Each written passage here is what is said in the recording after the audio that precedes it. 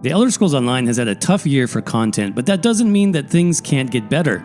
In fact, ESO is still one of the top MMOs on the market today, with an insane 400-week-long streak in Steamcharts' top 100 games. But there's still a lot of work to do and plenty of features we still need to keep players engaged and coming back for more, like harder overland content. Whether you look at level scaling, mob difficulty, enemy AI, or multiple other factors, overland and quest enemies in ESO are just too weak, and players nowadays are just too strong. This results in a complete lack of challenge for players with even the most basic builds. For example, overland world bosses, an activity typically reserved for groups and endgame players in most other MMOs, can be soloed as early as level 10 or level 15 in ESO, and most regular overland and quest-related enemies can be fought completely naked if you want to. This naturally leads to some problems when it comes to player immersion for most of us when you supposedly are facing off against a Daedric Prince or some other godlike figure in a dramatic conclusion of a questline, and you can just easily prevail with a few light attacks, maybe a few other abilities thrown in.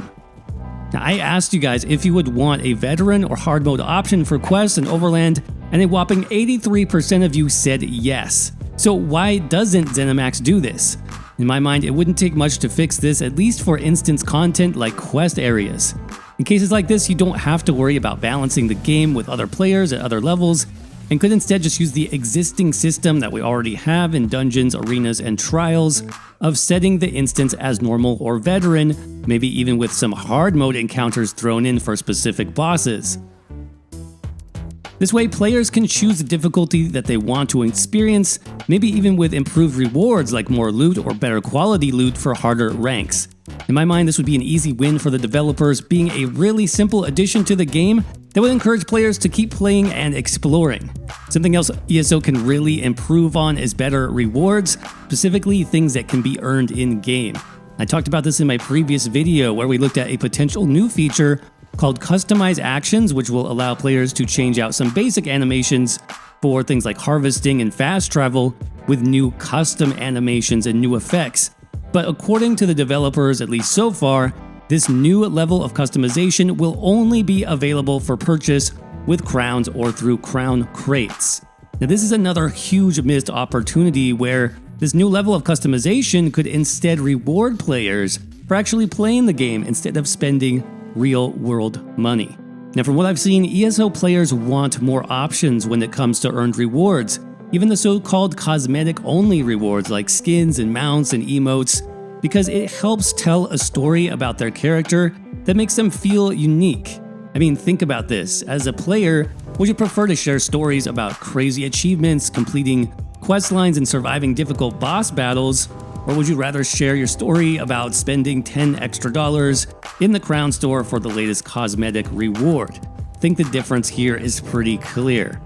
The set types is another huge need in ESO. When you think about it, ESO has so many sets in the game at this point, particularly 5-piece sets, that builds and theory crafting options are just a bit boring, I think. This is because 5-piece bonuses are usually the best, and you can at most just run 2 5-piece set bonuses at once. Now, I'm not suggesting that ESO completely does away with a 5-piece set system. Please don't do that actually, because then I need to fix every single set on my website. But it would be nice to have more 3-piece sets, 2-piece sets, and even 1-piece set options in the game to really diversify our build options. And yes, I know that we have mythic items now that count for just 1 set piece, but the problem with mythic items is you can only use 1 mythic at a time, which still basically restricts you to the same 2 5-piece set rule as well as, like a 1-piece monster set. So personally, I would love to be able to mix and match more pieces of gear sets, 1s, 2s, even 3s, to create more unique builds than we currently have access to. For example, it would be amazing if completing quests in ESO could reward players with unique 1-piece set items, not just the junk 5-piece overland sets that we have currently. Something I really miss from the single-player test games is completing an epic questline and getting rewarded with a really unique piece of armor or a unique weapon that actually means something and can further define my build and my character. There's really no reason why unique weapons and armor like this can't exist in the Elder Scrolls Online too. So here's a big one: new skills, particularly combat skills. Now, we have needed new combat skills in ESO for a long time. Similar to our boredom with 5P sets and theory crafting builds, there's a definite feel of, apathy when it comes to the current skill lines in the Elder Scrolls Online. Something needs to be shaken up here to keep things fresh and interesting.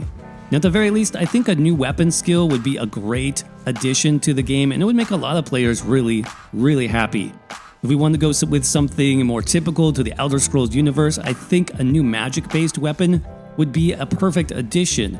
ESO is still missing plenty of magic types that we've seen in other games like Skyrim, including illusion magic, alteration magic, conjuration magic, and so on.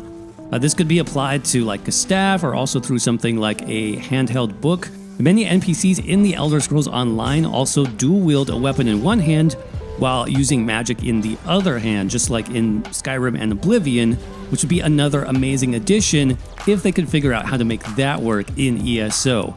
Another option to consider would be a new skill line added to classes, or perhaps some additional morphs, like a third morph in some cases. This might be a bit harder to balance, so I don't think it's very likely, but it still would be amazing. And finally, I think something like spellcrafting, where players can create custom skills from a predetermined list of effects and buffs, could also add a ton of new life into ESO without being too taxing on developer resources. Now, I did a complete video on how spellcrafting could possibly work, so I'll have a link up in the corner and down in the description if you want to check that one out.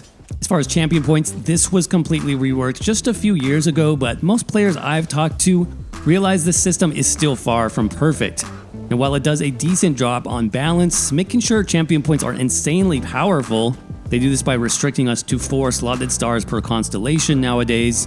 This also has a big downside of promoting less customization and less options for player progression, especially at higher CP ranks. In the current CP system, there's just not that much incentive to max out your rank to 3600. I mean, even at around 1000 CP or so, your fundamental power level is pretty much set at that point, and anything more just kind of doesn't matter. Instead, it would be great if each CP constellation had less of those slotted stars and more passive stars that actually did something useful and different. For one thing, there are just way too many slotted options, which again, we can only use at 4 at a time, so what's the point of these? I think changing some of these over to passive stars, like I said, that players can actually benefit from would be great. This is especially true in the green CP tree, for example, where most of these stars are simply convenience-based. I mean, why can I only have 4 conveniences active at a time if I've earned these with unlocking champion points? These don't make me more powerful in combat, they're not overpowered in PvP scenarios, so ideally I should be able to use more than 4 of these at a time, and so switching some of these to passive bonuses would be an easy solution that would add a ton more customization, a ton more versatility to our builds, and more options for progression, which I think players at high CP ranks are really asking for. I did mention PvP, and this list would not be complete without some PvP discussion. I personally do enjoy PvPing on occasion, particularly in Battlegrounds, but there hasn't been a new map or a new mode for Battlegrounds in years. When Battlegrounds was released, this seemed like a great option to extend the life of PvP because it would be simple to just add in new maps, new modes every few patches to keep things fresh. So why haven't they done this? Taking this a step further, I think custom matches, better rewards would be another great option, as would larger matches, maybe 10v10 Battlegrounds or 20v20, but of course on larger maps. The options here are literally endless, and I know PvP players have been begging for some updates, so I would love to see this very, very soon.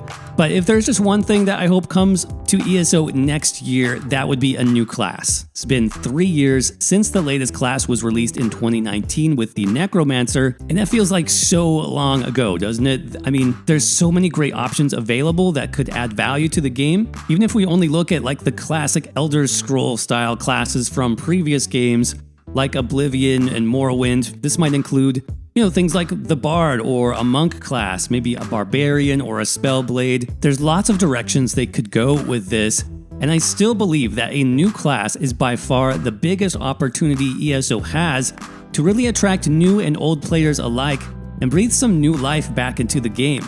But what do you guys think? Let me know your #1 missing feature down in the comment section below. As always, if you enjoyed this video, make sure to crush that like button so YouTube knows to share this with other players. Hit that subscribe for more Elder Scrolls Online content, and thanks again for watching.